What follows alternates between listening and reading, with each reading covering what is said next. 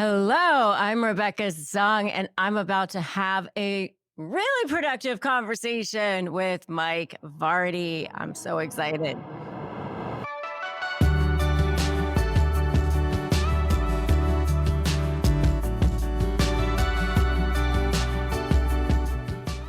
Welcome to A Productive Conversation. I'm Mike Vardy, and on this podcast, we dive deep into the topics and tools that help you get more of the right things done. And it's just a casual conversation that just happens to be productive.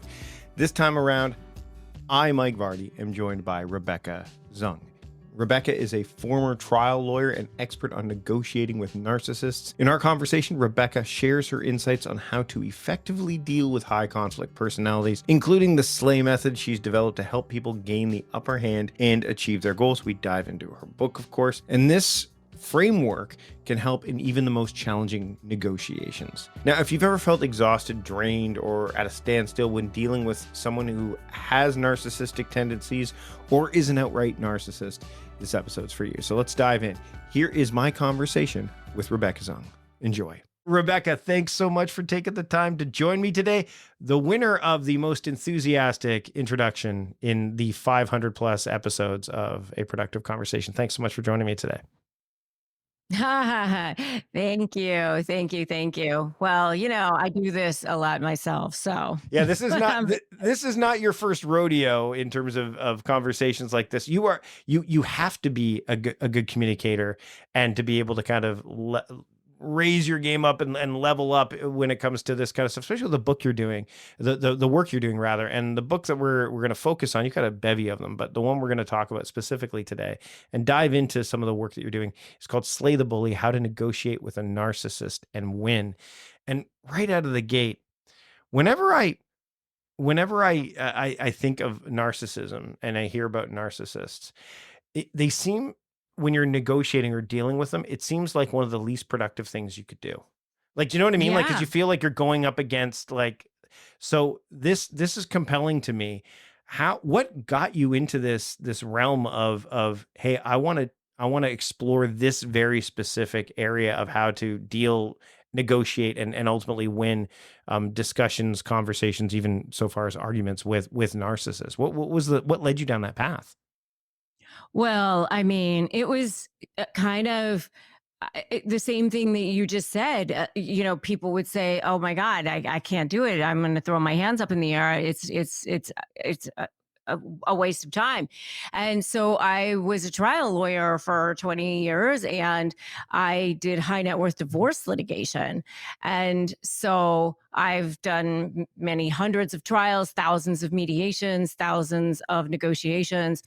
And really, for the longest time, people didn't use the word narcissist. It was just my husband is controlling, my wife is crazy. But then the last several years that I practiced, people would say, everybody's a narcissist. So you just heard that word over and over again. Whether or not the person was or wasn't, it really didn't matter because the experience of the person was exactly the same, right? It was just this person who was immovable. The case would stall. The case is definitely going to go to trial. You couldn't do anything with the person. Everything you would try to do was just a waste of time. They're filing false pleadings. They're doing all kinds of crazy things. They're able to get discovery out of the person. They would do things like hand you 12 months of bank statements and everything is in there except for 1 month, or they would hand you the everything except for page 12 of the credit card statement or whatever. Constant game playing, all of that, right? Right. And you just, they're burning their own business to the ground just to not have to pay alimony, which things that doesn't make any sense. And so I actually started researching it because I wanted to win in the courtroom. I wanted to figure out what could I do because, I would have friends who were attorneys going, I'm at a standstill here. I don't want to have to do this anymore. And I thought, I'm going to have to figure out what I can do to actually not have my life be misery. Right. And so I really started to get into it and study it myself so that I could start to win. And that's what I did. Well, Um, so to me, it's like this. It's exhausting. Like to me, that just that level, like as you're describing it, I'm like, oh man, like it's almost to me, and I've never really noticed this, I guess, when dealing with people, because like you said, that wasn't a label that we were throwing around as much as we maybe do now. We would say like people have a narcissistic view or they're displaying elements of, but it didn't come up nearly as often. But at least in the realm that I'm in, I mean, you're obviously in a realm that's very, kind of it's palpable there.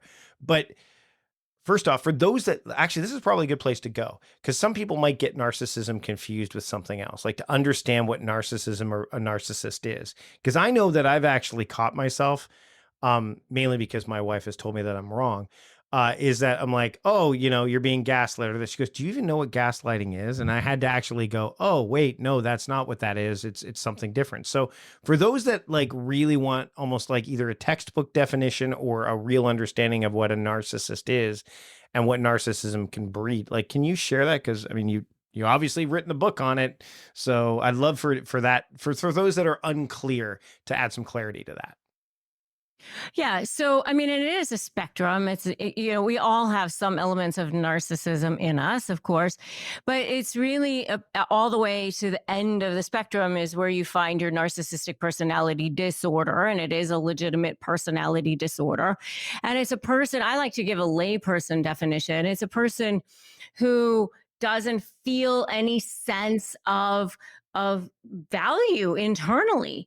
And so they have to get all of their sense of value from external sources. They Mm. feel completely and totally empty inside.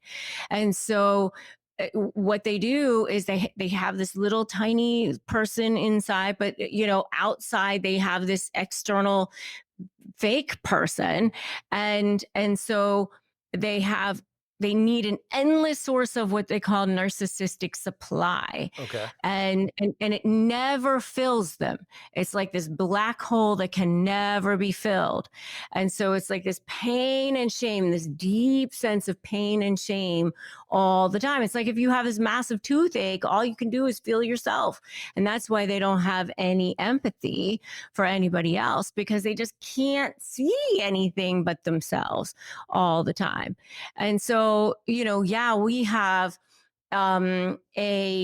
all have sort of a sense of that. I mean, we all have our insecurities, we all have our shame, we all have our pain, but you know, most of us, if somebody says, "Hey, my mom died," we can go, "Oh my god, that's horrible," or "My dog died. Oh my, I feel so bad for you. That's awful," right? But I mean, a true narcissist really cannot muster any feeling for anybody but themselves, because they just have so much pain and shame of their own. And so that's why you feel so drained and exhausted when you've been with them, because they just are takers. They're not givers at all.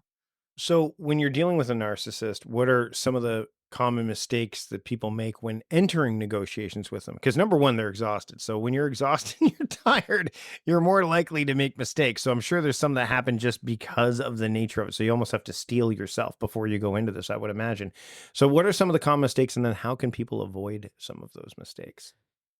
Yeah, I mean, well, I almost feel like we kind of skipped a step here in going into that conversation, because I think you kind of have to understand what the psyche is, as far as like how they were created. They were created from trauma Sure. and childhood, and that is damage to the limbic system of the brain as a result of continuous bathing in chemicals when they were children. And what I mean by that is, when we as human beings are in stress mode, fight or flight, what happens is adrenaline and cortisol gets poured into our systems, right? Mm-hmm. So that we can prepare for that.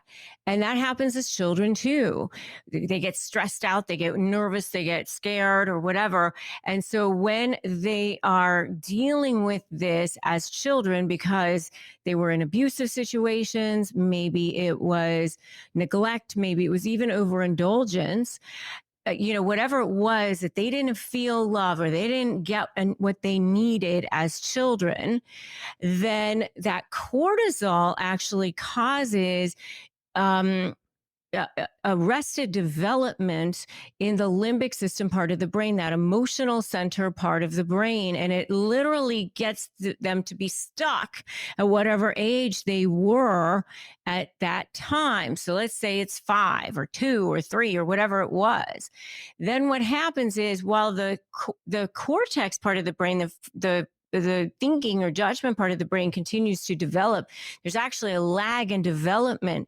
And so what happens is as they grow up and they are triggered by things that aren't rational or reasonable, it could be an eye roll, it could be a any kind of slight Mm-hmm. where they feel like they're going to be slighted, where they feel like there's going to be a lack of control, or they feel like they're going to be exposed for some reason, then that limbic brain takes back over, and it's a turn of a dime. It's like right from black to white, immediate. Then that cortex literally shuts down and the limbic brain takes over. And now they immediately are blind. It's called narcissistic blindness. And they are blind to the collateral damage that they are causing to themselves and others. And they will literally self-sabotage in order to hurt the other person. Wow. And that's why you cannot communicate with or negotiate with a narcissist or any kind of personality disorder like that. I call it high conflict personality disorders, in the same way that you can with a rational or reasonable person, because they're not looking to have a reasonable outcome. Right. Right. I'm glad you brought that in, because I think you're right. Like, how are narcissists made is there's, I mean, you brought up some real scientific kind of stuff that shows that it's not just, I mean, obviously I would say environment, like all that stuff plays a role, but it's the chemical stuff that you're talking. Before we jump back to the mistakes question, because I think it's a good one to visit. Um, can narcissists become non-narcissists? Like, is it possible? Yeah, it is possible to rewire the brain. I mean, it's neurons that fire together, that are wired together, fire together, right? And they can be rewired. The problem is that there's a self-awareness issue, there's a want issue. You have to be, okay, I have a problem, I want to do this. It's like these pathways are very well formed, just like anything in any habits, right? Mm-hmm. You got to go, okay, I want to create a new pathway, I want to create a new neural pathway over here. And you're dealing with the personality that's grandiose, or the personality that says, I'm never wrong, I'm going to project, I'm going to deflect, I'm going to make everybody else wrong, I don't want to take responsibility for my actions. So it's a constant battle with that type of a personality. And it's hard enough to change yourself, let alone get somebody else to change, right? So I always tell people, you're better off taking a look at yourself and changing yourself and your own reactions to them. I always say, step 1, don't run. Step 2, make a U-turn. Step 3, break free. Step 1, put an invisible shield down around yourself. Start to see them as a toddler having a tantrum on the floor, because that's basically what it is that you're dealing with. Demand respect for yourself. Start saying things like, This approach is not working for me. We can have this conversation when you've calmed down. I always say never jade. I always wear jade because I'm half Chinese, right? So I always say never jade, never justify, argue, defend, or explain when you're dealing with a narcissist, because you're never going to get them to acknowledge you, see your side, go, oh my God, I really see your perspective now. That's never going to happen. Right. Right. So just start to I like to observe their behavior to them, or get curious, like, oh, I'm curious, like, uh you know tell me more about that. How did you see that? What happened when you saw that? Like, get curious instead of getting angry, like that sort of thing, because that works better. Take your tone lower than higher, that sort of thing. Yeah, as we're talking about this, it's a lot like some people in that I know in my life that I wouldn't have tabbed as narcissists. I'm like, "Oh, all right." And you said it's a spectrum. I'm like, "Okay, they're on like their level on the spectrum is much higher than I would have." I wasn't thinking about it in those terms, but now that you brought it up, I maybe have made some of the common mistakes that I'm going to ask you when dealing with them. So what are some of the mistakes that people make? I mean, you've addressed like, so raising like getting angry, obviously, I guess would be one.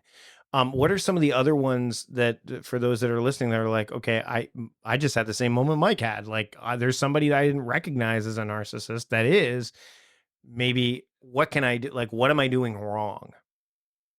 Well, one of the biggest mistakes that people make in negotiating with a narcissist is thinking that they just want to win. That's only what I call diamond level supply, the image, the reputation, right? That's only one level of supply.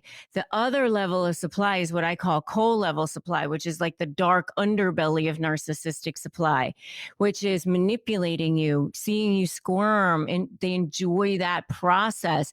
And so that's why you can't ever get your negotiations resolved. And that's why a lot of times they'll change their own deal. And and you're thinking, I just accepted all of their terms, what the heck? And and the reason why is because they enjoy that process of needling you, watching you squirm. And so you have to create leverage such that you are actually threatening a source of supply that's more important to them to protect or defend than the supply that they're getting from manipulating you, which is, so the strategy. So my slay methodology is Yeah, I was going to get into strategy. that. Yeah, let's talk about this Yeah. method because frameworks help people. Like, I mean, I know that people can be averse to like, oh, they're framing frame. It gives you something to follow, and in a situation like this, I will need that because there's people that I know that I need to deal with differently. So, what is the slay method? And let's dive into bit by bit because I think it's an important area to obviously cover. Yeah, it's so important. So the slay method is create first strategy, which is your vision, your GPS. Where is it that you want to go? Be very specific.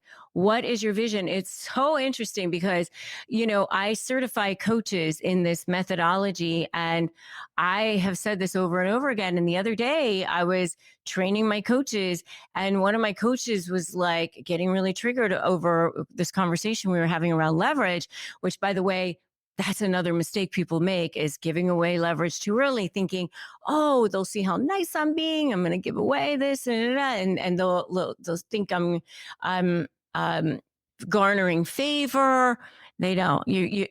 They just take it, and well, that was mine anyway.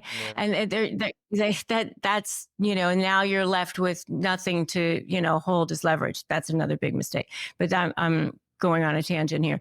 So one of my coach trainees, he was being really triggered, and I had to keep saying to him, what do you want? What is it that you want? What's your outcome? And a lot of times people put it in terms of, because you've been in such almost like war mode, survivor mode, of I don't want them to be doing this anymore. I want them to stop. I just don't want I just want peace, or I just want, those kinds of things. You got to be much more specific. Like if you're dealing with a business partner, do you want to take over the business? Do you want to buy them out? Do you want the business to be dissolved? How much do you think that it's worth? Get it valued. Like you got to do the work here. Like, okay, or if it's a business, a corporation, what are you going to do with it? Or if it's a divorce, how much are the assets worth? Do you want to keep the house? Do you not? Like, be very, very specific in your mind how you want the negotiation to go, and write it out. Yeah, Like, get what do it you in front want? of you, because in the heat of battle, I would imagine you could lose sight of some of that stuff, right? Right. I mean, like your GPS can't take you to San Diego or wherever it is that you're driving if you don't plug it in there and tell it where you want to go. You got to have like your vision of where it is that you want to go. And then, the other thing I tell people is it's really kind of better to have like almost like three places for yourself. Almost like, okay, what am I doing for like the next week or so? Like I kind of started to say a couple of minutes ago, like invisible shield down around you. These are the phrases I'm going to say. This is like my game plan for the next week or so. I'm going to gather financials, or I'm going to do this, I'm going to do that. Like, okay, I have my short term plan. And then where am I going to get out of this thing, from my negotiations or whatever it is that I'm doing.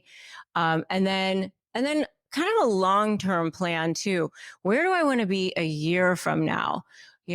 Like, do I want a house on the beach? Do I want, like, what's your really vision for your life?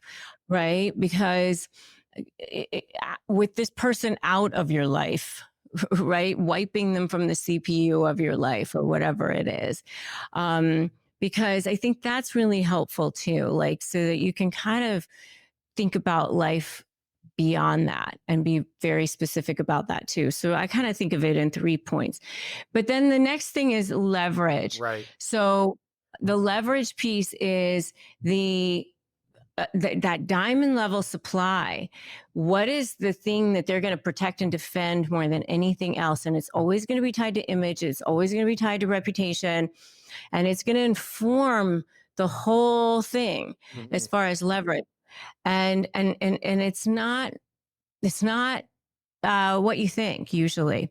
I mean, it's not just winning. It's something around protecting how they look to the world. And they all narcissists, if they're a true narcissist, have it. And it could be multiple forms. So if it's a litigation case, the judge is always definitely going to be one. Other lawyers in the case could be another one, a new boyfriend, new girlfriend. If it's a divorce case, it could be another, bosses, employees, their kids, could be people in the community, could be friends, could be family members, people that they're tied to. But, you got to think about who's going to be important to them. And then you got to think about what have they done or what behaviors have they engaged in that they're not going to necessarily want people to know about. And then you just start building your leverage, like how many times did they show up late to something, or that they didn't do what they say they were going to do, or lied about something, or, and you just take their text messages, their emails, their this, their that, whatever. And you just start building summaries, building the documentation. And you just, all narcissists are lazy, inconsistent, liars. I mean, it's very easy to usually find ways to build using the documentation. I call it the gifts. Every time they do something that they're not supposed to do, It's so frustrating. It's so maddening, but you just go, thank you for the gift. Mm-hmm. Thank you for the gift. Yeah. You write it down. Yeah. And then the next one's anticipate, right? So then you're into the Mhm. next part, right? Which is like, you know, which is it easy to predict? I mean, you've mentioned, right? Like they lie, they do this, they're lazy. Like they seem to have predictive behavior, but there's nuance, I would imagine, like we talked about before, right? Yeah, so you can predict in a number of different ways. So you can predict the type of narcissist that you're dealing with. So a covert narcissist is the type I actually had after I merged my practice with a couple of other guys and decided to do more entrepreneurial things. I I had a narcissistic business partner, and I didn't know that narcissists could be women. I didn't know that there was a covert type. And so it was very eye opening for me. So I can say that a covert passive aggressive narcissist is what I call the pearl grabbers. What? Mm, Me? Would never. They're more like the clean hands. They always keep their hands clean. They act innocent. They're the victims. Everybody thinks they're so nice, and it's the under the radar, death by a thousand cuts. They take credit for things. They'll you know, this is the one who is much more passive aggressive. So um, they might smear people in terms of care. mhm. Uh, um, oh, I'm so worried about Mark and his drinking. Just concerned about him. He's just stressed out and he's just drinking a lot more around the kids, and so I'm just worried that, there might be some concern there, with him drinking like that around the kids. Just worried. And, now suddenly Mark probably is an issue with custody. But, Mark probably doesn't have a drinking problem at all. Right.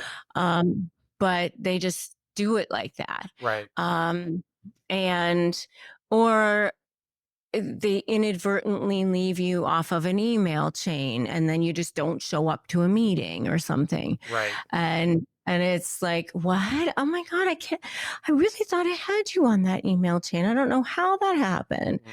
Mhm. And it's everybody else thinks they're so nice because they're the ones who are showing up at the hospital with the baskets, the gifts, the this, the that. They're perfect. They're wonderful. Um, they're not going to be the ones who are going to be aggressive um, and fraudulent in court or whatever. But the grandiose narcissists are going to be the ones who will file the false pleadings. That'll be the ignoring the court orders and much more impulsive, right? The the the malignant narcissists are the ones who will tell people that you're a child molester even if you didn't ever touch a kid. They're going to be the stalkers. Mm, They're going to be so if you know what type of narcissist you're dealing with, you can get out in front of it. you can anticipate it. um and you know that they're all going to try to bait you. They're all going to try to trigger you. They're all going to try to get as much supply from you as long as possible. And so I have what I call a narc toolbox. Hmm. So in my programs and in my certifications, I teach people how to deal with it. I have probably, I don't know, 40 different ways of handling it. And I teach people how to do it in a way that's productive so that you can create boundaries. You can, which I call bridges. Their boundaries are bridges to your freedom, Right. to your authentic power, so that you can create space and become the you that you're meant to be, which is why. The why is you having a mindset of winning, you having your authentic power, you going on the offensive instead of being on the defensive all the time. And it's really what this is all about is freedom. Freedom from all of it. And once you create tools on how to negotiate, this is negotiation like on steroids because, I mean, I teach people how to negotiate, but once you know how to negotiate with a high conflict personality, it's like Yeah, then you're doing the advanced stuff. You're Olympic level at that point, I would imagine. Um, yeah. I want to be super respectful of your time and the listeners' times as well. First off, make sure, I mean, you go into greater detail of all of these things in the book, but for those that um are like new to this, like I am, right? Like the idea of dealing with these high conflict and narcissistic individuals that we have to have some sort of resolution with. What's like one final piece of advice for those that want to improve their negotiation skills and handle those difficult personalities more effectively? Yeah. I'm going to first say they're way more afraid of you than you are of them. Okay. And that is the absolute truth. They're going to be the worst right before they're ready to give up. And the other thing I'm going to say is that people will think what you tell them to think. And one of my most quick favorite stories I'll tell you on this is this one. And that is that when I first started my law practice several years ago, I had been practicing law for a period of time. And then I went and was a financial advisor with Morgan Stanley for a period of time, just a couple of years. And then I went back and started my law practice. And I was in Naples, Florida, which was a very, wealthy, affluent community. And I said to my business coach at the time, oh my God, everybody here is going to think I'm such a flake. She was a lawyer, then financial advisor, back to being a lawyer. And I was like, oh God, everybody's going to think I'm a flake. And she said, people will think what you tell them to think. She said, you can tell them to think that you're a flake, or you can tell them to think that you are the only lawyer that has a financial background, so therefore, you are more qualified than any other family law attorney in town. Which story would you like to tell? Yeah. And I was like, oh, maybe I'll tell that story. Sounds like a better story, and it worked out for you. Yeah. And so I started to, okay, this is how I'm showing up. Yeah. This is how I'm showing up. And I developed my practice. And, within a couple of years, I had the largest family law practice.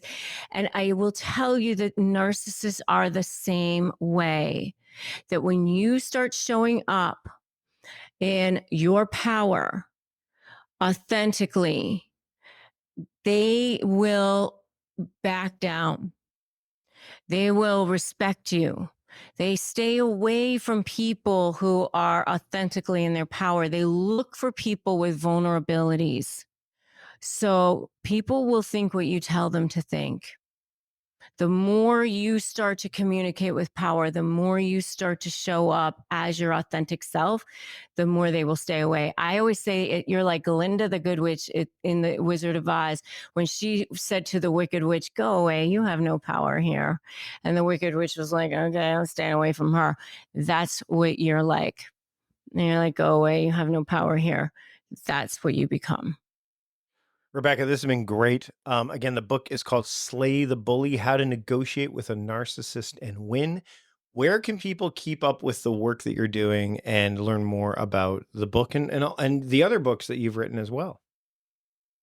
Yeah, so I have a freebie for you, which Excellent. is my free Crush My Negotiation Prep Playbook, which people can get at winmynegotiation.com. Winmynegotiation.com. It's a free playbook for everybody.